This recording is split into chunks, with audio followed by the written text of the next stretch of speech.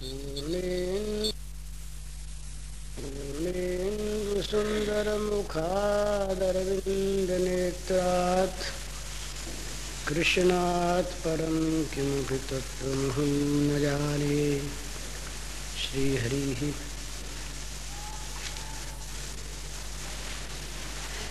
किसी एक देश में जैसे आजकल प्रथा है, प्रेसिडेंट कुछ वर्षों के लिए होते हैं, फिर नया चुनाव होता है। इसी प्रकार किसी एक देश में ये नियम था कि प्रतिवर्ष वहाँ के शासक बदले जाते थे, राजा बदले जाते थे। तो क्या किया जाता था कि जब राजा बदले जाते तो पुराने राजा के सब कपड़े उतरवा लिए जाते और एक लंगोटी पहना दी जाती, जरा सी चद्दर बदन पर डाल दी जाती और उसे नौका में बैठाकर उस पार जंगल में छोड़ दिया जाता, जहाँ कोई बस्ती नहीं। तो ये प्रथा चली आती। अब वो उधर छोड़े हुए जो मनुष्य थे ऐसे, वो बेचारे दुख पा पाकर मर जाते, कष्ट उठाते। न वहाँ कोई सामान था, न खाने की चीज, घोर जंगल। तो ये बात सभी जानते, साल भर के बाद यहाँ से चले जाना है, ये भी सभी जानते, पर कुछ करते कराते नहीं। तो एक किसी को एक बार वो स्थान मिला, कुछ समझदार था। समझदार वो कि जो अपना अगला काम बना ले, वो समझदार। जो भविष्य को देखे वो समझदार। तो उसने आते ही, अधिकार मिलते ही पूछा मंत्रिमंडल से, सबसे, कि भाई हमारा कितना अधिकार? कहा साल भर का। तो साल भर के अधिकार में कोई सीमा है? बोले कोई सीमा नहीं, आप जो चाहें सो कर सकते हैं। साल भर आपकी पूरी की पूरी बात ज्यों की त्यों सब मान लेंगे। आप किसी को कुछ भी दें लें, कुछ भी करें, किसी को बसावें, किसी को उजाड़ें, आपका पूरा अधिकार। तो उसने अपने मन में निश्चय किया कि जब साल भर के बाद यहाँ से जाना ही है और कहीं जाना है, तो जहाँ जाना है उस स्थान का पता लगावें और वहाँ की व्यवस्था करें। पहले यहाँ साल भर जो रहना है, इसमें जो जिम्मेवारी के काम मिले हैं उनको निभाएं ईमानदारी के साथ। और जितनी ऊपर की चीजें हैं, ये नाच मुजरा तमाशा बंदगी, ये आज वहाँ एड्रेस है, आज वहाँ अभिनंदन पत्र है, आज पार्टी है, आज दावत है, आज ये है, इन सब कामों में समय खोना, ऐश आराम में समय खोना, नाच मुजरे में समय खोना, इंद्रियों के भोगों में समय खोना, ये तो मूर्खता। क्योंकि साल भर के बाद समाप्ति सारी की सारी ही। तो वो उन्होंने सब कामों को, जो फालतू काम थे जिनकी जरूरत जीवन में नहीं, केवल आडंबर के लिए, केवल कौतूहल के लिए, केवल भोग लिप्सा को लेकर किए जाते हैं, उन सब कामों को उसने बंद करवा दिया। लोग तो नए राजा, उनसे लेना है, काम कराना है, अपना स्वाद सिद्ध करना है, तो लोग आते ही उसके पास भी आए। बोले आज तो अमुक जगह हमने इंतजाम किया है, बड़ा सुंदर नाच होगा, और हर महाराजा वहाँ पर पधारते रहे हैं, आपको पधारना चाहिए। उसने कहा भाई हमें तो अवकाश नहीं। तो कुछ दिन तो लोग आए, फिर लोगों ने समझाया तो मनहूस आदमी है, इससे कुछ आने जाने है नहीं, तो छोड़ो। संसार का ये स्वरूप है भला, संसार को हमने पकड़ रखा है, संसार ने हमको नहीं पकड़ रखा। हम दूसरों का नाम तो झूठ ही लेते हैं, अपने ही फंसे चले जाते हैं। अपने अगर अलग हो जाएं और संसार वालों को ये दिख जाए कि इनसे अपना स्वार्थ नहीं सजता, तो अपने आप सब छोड़ देंगे संबंध, और रखेंगे भी तो ऊपर ऊपर का, सभ्यता का। बूढ़े माँ बाप हो गए, बड़े शीलवान लड़के पर कामकाजी हैं भाई, उनके पास वो निकम्मे थोड़ी बैठे हैं। तो पिताजी माताजी के लिए आदमी रख देंगे, नौकर रख देंगे, डॉक्टर से कहलवा देंगे कि रोज देख जाया करो, दवा का इंतजाम कर देंगे, खाओ पियो। लेकिन अब उनके पास बैठ कर के दिन भर उनकी बात सुने और वो बीच में दस्तंदाजी करें, हमारे काम में हस्तक्षेप करें, तो पिताजी को समझा भी देते हैं कि पिताजी देखिए आप अब बूढ़े हो गए, आप अपना भगवान का नाम लो, आप अपना पढ़े रहो, आपके पास आदमी है, ये सेवा की क्या कमी है। अब हम लोग कामकाजी आदमी, इतना काम हमारे और फुर्सत कहाँ के आपके पास बैठे। और फिर आप बीच में बोल देते हैं देखिए अब आजकल की दुनिया दूसरी, आपकी दूसरी, हमारा काम बिगड़ जाता, आप चुपचाप रहा कीजिए। और नहीं तीर्थ भेज दें, आपको इंतजाम करवा देंगे तीर्थ में आपका। मतलब उनसे कोई काम अपने को नहीं है, निकम्मे आदमी से कोई काम नहीं। तो संसार में जब तक स्वार्थ है, जब लग जासो रहत स्वार्थ कछु तब लगता सो प्रीत, नानक जी का पद है। जब लग स्वार्थ है तब तक तो प्रीत है, और जहां देखा कि अब इससे स्वार्थ नहीं सधता तो उपेक्षा है, और जहां स्वार्थ में कहीं किसी प्रकार अड़चन आने लगी तो द्वेष है। तो जब लोगों ने देखा कि राजा साहब तो कुछ काम करते कराते नहीं, तो क्यों व्यर्थ में आए, खुशामद करें, लोगों ने आना छोड़ दिया। उन्होंने देखा बड़ा अच्छा हुआ, पिंड छूटा। ज्यादा लोग सताते कहीं न कहीं, अब ये अपने आप ही सारा काम पट गया। अब वो राजकाज अपना देखने लगे और ये आदेश निकलवा दिया। एक बार गए उस तरफ नाव से, देखा जंगल है, आदेश दे दिया कि भाई वो जंगल सारा आबाद करवाया जाए, बसाया जाए, नगर के नगर बसें, और यहाँ का सामान वहाँ भेजा जाए, और 11 महीने पूरे होने तक सब वहाँ पर बिल्कुल काम ठीक हो जाए, सारी व्यवस्था हो जाए, बस खूब मजे में। अब राज आ गया थी, सामान की कमी थी नहीं, और इसी बात पर अधिक जोर था। तो वो नदी का उस पार जो घोर जंगल था वो आबाद हो गया, बस गया। यहाँ से बढ़िया बढ़िया चीजें वहाँ हो गई। अब साल भर पूरा होते ही इनके कपड़े उतरवाए गए, कोपिन दे दी गई, चद्दर दे दी गई, कहा नाव में बैठो, बैठ गए। अभी हंसते हुए जाएं। तो लोगों ने कहा कि भाई ये क्या बात है, नहीं उनसे पूछा कि सब रोते गए, आप हंसते कैसे जा रहे हैं। वो सब यहाँ हंसे तो रोते गए। हमने यहाँ हंसना छोड़ा तो हंसते जा रहे हैं। यहाँ राग करते, ममता करते, फंसते, आज भी खाली हाथ रोते जाते। हमने अपना आगे का सारा काम कर लिया, जहाँ जाना है वहाँ हमारे लिए यहाँ से अधिक सुख मौजूद है, तो हम मजे में जाते हैं। तो ये दृष्टांत दिया है चरणदास जी महाराज ने अपने ग्रंथ में, महात्मा हुए चरणदास जी।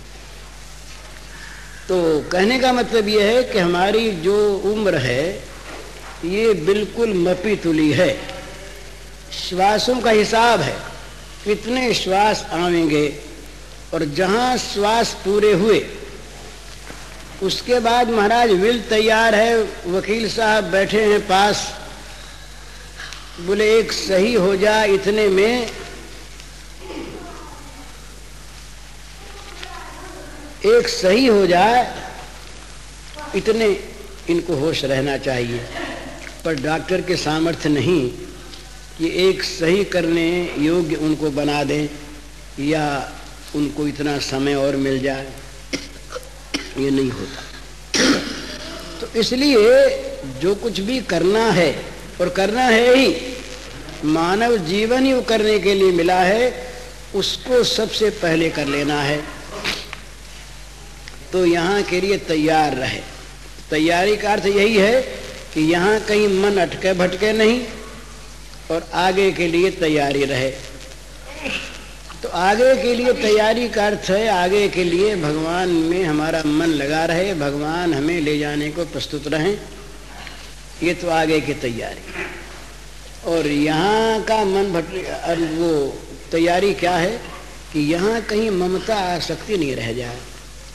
जो कुछ भी बंधन है यहाँ का, ये ममता का और आसक्ति का बंधन है। ये मेरा, ये ममता, ये बस ममता ही बांधती है। तो ममता जगत के प्राणी पदार्थों में प्रस्तुति में न रहे। देखिए सब छूटेगा, निश्चित बात है, छूटेगा, और ऐसा छूटेगा कि फिर हम उससे संबंध रख नहीं सकेंगे। प्रेत होकर रोते भले ही रहें, प्रेत होकर के भटकें भले ही। ये एक बात बड़ी सच्ची बात मैं कहता हूं आपसे। प्रेत योनि का मैंने अध्ययन किया है, मैंने प्रेत से बातचीत की है, मुझे पता है। तो प्रेत लोक में बड़ा कष्ट होता है यहाँ की वासनाओं को लेकर, यहाँ की ममताओं को लेकर, यहाँ की आसक्ति को लेकर, यहाँ के बैर विरोध को लेकर। तो यहाँ का खाता चुकता करके जाना चाहिए। लेन देन का, लेन देन माने राग द्वेष का खाता, ममता का खाता यहाँ चुकता हो जाए, तब तो बड़ी आसानी से आगे शांति मिलती है। और नहीं तो महाराज इतना भयानक कष्ट होता है, और वो होता है जीव निरुपाय, कुछ कर पाता नहीं, और मन उसका रात दिन जलता रहता है। तो प्रेत योनि में जो निम्न कोटि के प्रेत होते हैं, उनको नरक यातना तो भोगनी पड़ती ही है।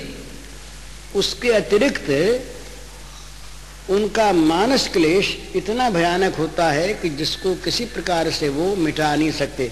यहाँ मिटा सकते हैं, मनुष्य कर्म स्वतंत्र है, लेकिन प्रेत नहीं। वहां तो ऐसी बुरी दशा होती है कि जिसका कोई ठिकाना नहीं। तो यहाँ किसी चीज में मन की आसक्ति रखकर, ममता रखकर हम यदि मरे, तो यहाँ के पदार्थों से, प्राणियों से हमारा संबंध तो विच्छिन्न हो जाएगा शरीर का, पर मन का रहेगा। और मन का जो रहेगा वो बड़ा दुखदायी होगा आगे के लिए। तो यहाँ का खाता जहाँ तक बने चुकता कर दे, अपने आप को भगवान के चरणों में सौंप दे, ममता सारी भगवान में केंद्रित कर दे, यहाँ की ममता को उठा दे। नहीं तो मरते समय भी कष्ट होता है। मरते समय जिसकी ममता, आसक्ति, द्वेष यहाँ नहीं है, वो आराम से मरता है। और मरते समय जिसका मन यहाँ अटकता है, उसको मरना तो पड़ता ही है, उपाय नहीं। पर उसको इतना क्लेश, इतना कष्ट होता है मरते समय कि जिसको वो भुक्त भोगी जानता है, उसका हम अंदाजा नहीं कर सकते। तो पहले से ही ये तैयारी शुरू कर दे। पता नहीं कब प्राण निकल जाए, ये कोई ठिकाना थोड़े कितने वर्ष के बाद मरेंगे और पीछे कर लेंगे, कब अवसर आवेगा। तो पहले से ही तैयार रहे, और जब उसके बाद समझ में आ जाए तभी से यहाँ से अपना संबंध मन से छोड़ दे। अब वो कहता है कैसे छोड़ दें, ये प्रश्न होता है, कैसे छोड़ दें, छूटता नहीं। बात ठीक है, पर अगले कष्ट की और अगले लाभ की संभावना का विश्वास हमें नहीं है। नहीं तो महाराज अपने आप छोड़ दे। किसी चीज को न छोड़ने से अगर भयानक कष्ट होने वाला होता हो, तो उस चीज को लोग गंगा में फेंक देते हैं। प्यारी से प्यारी चीज, अरे जब अंदर मवाद भरती है तो अंग कटवा देते हैं। बोले भाई गैंग्रीन हो गया पैर में, यहां से यहां तक मवाद हो गई, तो यहां से पैर काटना पड़ेगा तब बचोगे, नहीं तो मवाद उतर फैल जाएगी।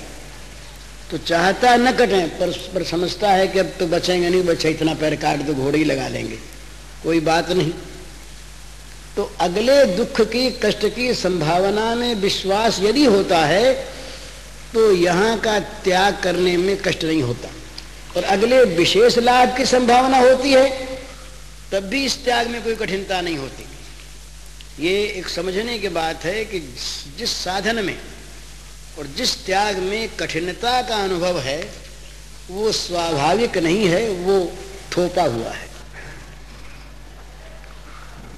नहीं तो त्याग इतना सरल हो। इंग्लैंड का राजा था अष्टम एडवर्ड, एक स्त्री से उसका भाव हो गया, वो राजघराने के नहीं थी, उससे कहा गया कि तुमको राज्य का अधिकार त्यागना पड़ेगा, तो तुम्हारे जो राज्य के अमुक अमुक नियम है वो छोड़ने पड़ेंगे, तुम्हारी कोई भी यहाँ पर राज्य के नियमानुसार सत्ता नहीं रह जाएगी।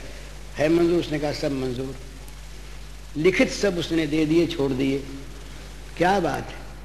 किसी एक में, चाहे वो गंदी से गंदी बात हो, किसी एक में जब उसका किसी मनुष्य का भाव होता है उसमें लाभ की संभावना, चाहे वो लाभ उसका मोह मूलक ही हो, तो दूसरे बड़े लाभ को भी आदमी छोड़ देता है। तो भगवान में बड़ा लाभ और भोगों में बड़ी हानि, भोगों में रचे पचे रहने से आगे महादुख और भगवान के लिए त्याग करने में आगे महासुख। इन बातों में यदि विश्वास हो तो भोगों का त्याग सहज होता है, सुख पूर्वक होता है और होता है उत्साह पूर्वक। जल्दी से जल्दी कैसे इनको छोड़ करके इस आफत से बाहर निकलें, ये होता है। दिखती है चीज वो लोगों को बड़ी सुंदर, बोले ये घर कैसे छोड़ रहा है। वो सनातन गोस्वामी, ये महाराज, इनका नाम था दबीर खास। ये थे तो हिंदू ब्राह्मण, पर प्राय आधे मुसलमान से थे। गौड़ के बादशाह, बंगाल में गौड़ राजधानी थी उस समय, उन बादशाह के दोनों भाई दीवान थे, सनातन और रूप। एक का नाम था दबीर खास बड़े भाई का, दूसरे का नाम था साकर मल्लिक। लेकिन महाप्रभु का संग मिला, थोड़ा सा ही हृदय जागा। हम रात ही हमारे बात हुई थी कि हो क्या रहा है। अपने युग में हम सभी बड़े ऊंचे ऊंचे साधक बने हुए हैं, पर जीवन पलटा कहाँ। महाप्रभु के काल में ये दबीर खास, साकर मल्लिक, रघुनाथ गोस्वामी, जीव गोस्वामी और जगन्नाथ माधव सरीखे महापापी, कितना पुण्य जीवन, कितना त्यागमय जीवन उनका हो गया, वो ठिकाना है। तो साकर मल्लिक, ये दबीर खास जो थे, ये और रूप ने कहा कि हम तो अब नहीं रहेंगे राज्य में। खारा लगने लगा कि महाराज हम लोग खाली रामायण बाँच लेते हैं, गीता पढ़ लेते हैं, हमारे हृदय में न गीता है न रामायण है। जन्म मृत्युजरा व्याधि दुख दोषानुदर्शनम, हम कई आदमी देखते हैं जन्म मृत्युजरा व्याधि के दुख को, हम तो उसी में रचे पचे रहते हैं। रामचरितमानस में आया, रमा विलास राम अनुरागी, तजत बमन इव नर बड़भागी। बड़भागी नर रमा के विलास को त्याग देते हैं उल्टी के समान। हम तो उसको पी जाना चाहते हैं, उल्टी मानते नहीं, अमृत मानते हैं। तो असली चीज तो जीवन में आनी चाहिए। तो इन्होंने कहा राज्य में नहीं रहेंगे, तो रूप तो निकल गए। सनातन नहीं निकल पाए, तो सनातन बादशाह ने देखा कि इनके जाने पर तो राज चलना मुश्किल, यही सब कुछ थे, तो इनको कैद कर दिया। सनातन गोस्वामी को कैद कर दिया, जेल में पड़े और मन इनका वृंदावन के लिए मचल रहा है। तो क्या करें? तो जेल सारी इन्हीं के माधती में थी, यही राजा थे, सब जानते थे। तो किसी प्रकार से ये जेल से निकले, एक नौकर को साथ लिया और कोपीन पहन के चल गए। रास्ते में कुछ ठग पीछे हो गए। तो ये तो सब जानने वाले थे, सब राजकाज को जानते थे। तो नौकर से पूछा कि तुम्हारे पास कुछ है तो नहीं ना? बोले महाराज नहीं। बोले नहीं तो ठग पीछे क्यों हुए? ठग तो माया को देख कर होते कुछ होगा जरूर। तो उसने कहा कि मेरे मन में आए कि शायद काम पड़े, तो मैंने सोने की 6 मोहर ले ली। कहा दे दो इनको। सोने की 6 मोहरें दे दी। देने के बाद भी वो ठग पीछे रहे। तब सनातन ने कहा कि मालूम होता है कुछ रख लिया है। तो कह दिया, बोले एक मोहर रख ली थी मैंने। बोले मोहर भी दे दो, तुम भी जाओ, अब हमको तुम्हें साथ नहीं रखना है, ये भी विघ्न ही है। उसको छोड़ दिया, ठगों ने छोड़ दिया। बाबा जी के पास ठग क्या ले, कोई मिलने का हो तो ले, नहीं तो क्या ले। सुख सोए कुम्हार की चोर ने मटिया ले कहा। तो महाराज जी आगे बढ़े तो हाजीपुर एक स्थान है बिहार में, वहाँ घोड़े बिकते थे, घोड़ों का मेला लगता था। तो इनके एक बहनोई थे श्रीकांत, वो भी राज्य में उच्च कर्मचारी थे। तो वो घोड़ा खरीदने के लिए आए हुए थे हाजीपुर। ये अपना मस्त हुए नाम कीर्तन करते चले जा रहे। तो श्रीकांत उधर कहीं घूमने आए थे। श्रीकांत को आवाज पहचानी हुई से मालूम दी थे। तो उनके बहनोई पर इन्हीं के माधती में रहते थे। वो तो बड़े ऊंचे दीवान थे, वो साधारण कर्मचारी थे इनके सामने। तो पास आ गए, देखा, अरे तो वो हैं, हाथ जोड़े कि ये क्या दशा महाराज, कहाँ जा रहे हैं? बोले अब जा रहे हैं। तो बोले घर लौट चले। तो बोले अब घर ही को लौट चले। अब तक विदेश में थे, अब घर की ओर जाना शुरू करते हैं, घर की ओर जा रहे हैं। ये बदल जाता है महाराज, ये घर नहीं दिखता फिर। इसीलिए जो भक्त होते हैं वो अनिकेत होते हैं। अनिकेत होते इसका अर्थ ये नहीं कि वो किसी घर में नहीं रहते, पर घर उनका नहीं रहता। ये घर उनका नहीं रह जाता, ये तो सराय में ठहरे हैं। वो सिकंदर के पास एक फकीर आए, आ करके उनका महल था तो घुस गए अंदर, और बाहर जो दरबार का हॉल था उसमें बैठ गए। तो लोगों ने कहा कि देखिए महाराज जी, आप लोगों के लिए अलग स्थान बना हुआ है, वहाँ आप ठहरिए, ये तो स्वयं सम्राट का स्थान है, कभी हम तो यहीं रहेंगे। और फकीर मस्त थे। समझे? अब बार बार उनको समझाया बुझाया। सिकंदर का कहा हुआ था कि भाई किसी साधु के साथ दुर्व्यवहार नहीं करना है। तो दुर्व्यवहार कर नहीं सके तो सिकंदर स्वयं आए, कहा महाराज आपके लिए अलग स्थान है, आप पधारिए। तो बोले ये किसका स्थान है? तो कहा ये तो हमारा स्थान है। अच्छा आपका स्थान है, आप कब से इसमें हैं? बोले महाराज जब से हम जन्मे, यहीं जन्मे थे, यहीं ये स्थान है। तो आप जन्मे यहाँ? बोले तो इसके पहले कौन था? बोले पहले हमारे पिताजी थे। बोले वो कहाँ से आए थे? बोले वो भी जन्मे ही थे, यहीं रहे। बोले उसके पहले दादाजी थे, परदादाजी थे। तो बोले वो सब गए कहाँ फिर? तो कहा महाराज ये तो क्या पूछते, मर गए सब। तो बोले तुम भी यहीं रहोगे? बोले नहीं महाराज ये कोई रहता थोड़ी ही है, जन्मता है, मरता, हम भी मर जाएंगे। तब बोले फिर तुमने कैसे कहा हमारा मकान है, ये तो सराय है। कोई 2 दिन ज्यादा रहे, कोई 2 दिन कम रहे, और क्या है? तो तुम भी सराय में टिके, हम भी सराय में टिके। तुमने कैसे कह दिया हमारा?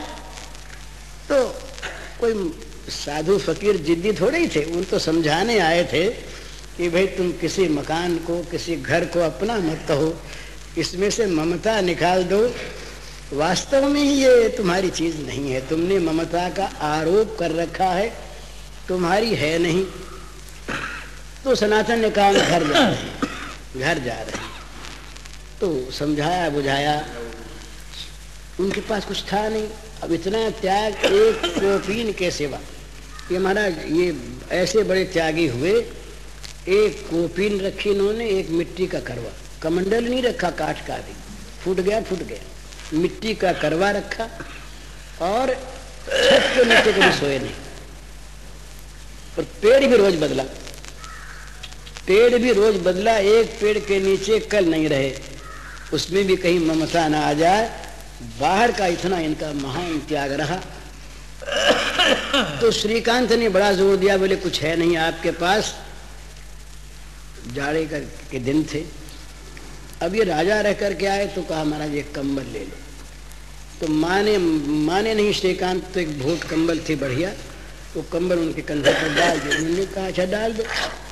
कंबल डलवा ली और पहुंचे वृंदावन।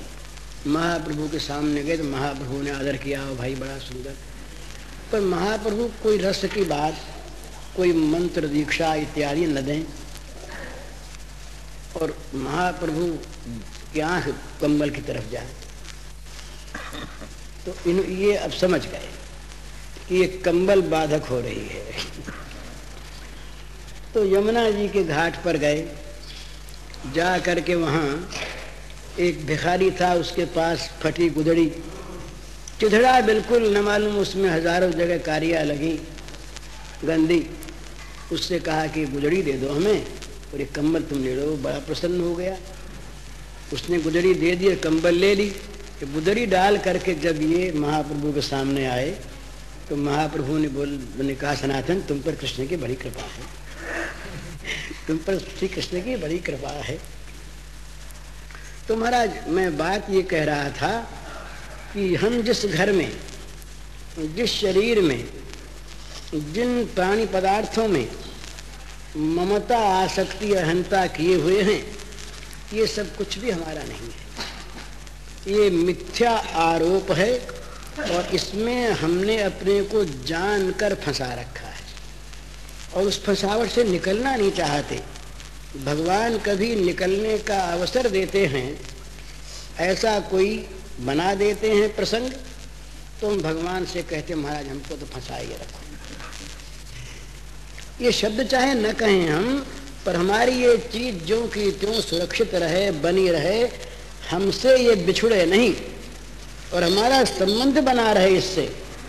हमारी ही चीज मरते दम तक ये रहे, मरने के बाद भी हमारा ही नाम इस पर छाप लगी रहे, अमुक की चीज। इस प्रकार का हमारा मोह रहता है। चीज छूटती है, छूट जाने के बाद अगर मोह रहा, अगर ममता रही, तो महाराज अगली योनियों में भी, प्रेत योनि, पितृ योनि, देव योनि, इनमें भी उसकी स्मृति रहती है, ममता रहती है, दुख होता है, उपाय चलता है। तो यहाँ का हिसाब किताब जल्दी से उसकी भांति, उस राजा की भांति साल भर रहना है, फिर छोड़ देना है। तो यहाँ जो कुछ काम मिला उसको ईमानदारी से करे, पर कहीं अपने मन को अटकाए न रखे, कहीं फंसे नहीं तो कठिनता होगी छूटने में। छोड़ना पड़ेगा, ममता के पदार्थ छोड़ने पड़ेंगे, पर ममता न छूटने पर दुख नहीं छूटेगा। व्यवस्था करते हैं हम, बड़ी भूल की चीज है हमारी उन चीजों की जो स्वयं अव्यवस्थित हैं और उन चीजों की जो नाश होने वाली हैं, उनको हम रखना चाहते हैं व्यवस्थित और रखना चाहते हैं अमर।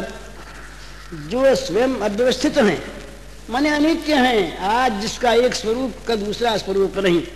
छोटा सा बच्चा ये बूढ़ा जब हो जाएगा तो इसको पहचान नहीं सकेंगे कि कौन है। अपनी तस्वीर को आप नहीं पहचान सकता अगर भूल जाए बचपन की को कि ये हम ही हैं। तो प्रतिक्षण यहाँ की प्रत्येक वस्तु मर रही है, इसका नाम मर्त्यलोक। मृत्यु का प्रवाह बह रहा है सतत। हमारी उम्र मर रही, हमारे कपड़े मर रहे, जमीन मर रही, ये सब चीजें मर रही। तमाम रूपांतर जो है वो क्या बताता है? इस समय जो रूप है क्षण भर के बाद ये नहीं रहेगा, दूसरा आ गया, मर गया। छोटा सा बच्चा बड़ा हो गया, हम ये नहीं देखते कि प्रतिक्षण कैसे बढ़ रहा है, पर रूपांतर तो हुआ जा रहा है, ये हम प्रत्यक्ष देखते हैं। तो प्रत्येक वस्तु यहाँ की अनित्य, अव्यवस्थित और मरण धर्मा। पर कभी बिछोह नहीं होता, जो कभी छोड़ना जानते नहीं, उन भगवान के साथ हम संबंध जोड़ते नहीं, बल्कि जुड़े हुए को भी याद करना नहीं चाहते। भय रहता है कि कहीं वो याद आ गया तो ये छूट जाएगा। है उसमें ऐसा ही ना, है ऐसा ही। वो कभी याद आ जाए तो ये याद रहेगा नहीं। ये जो हम लोगों को याद रहता है ना महाराज, संसार की स्मृति, ये मीठी स्मृति तभी तक बनी हुई है जब तक उनकी तरफ हमारी आंख नहीं गई, मन की आंख नहीं गई, नहीं तो फिर ये रहता नहीं। ये इसकी तरफ से दृष्टि बदल जाती है, ये सुहाता नहीं, भाता नहीं, इसकी कोई सत्ता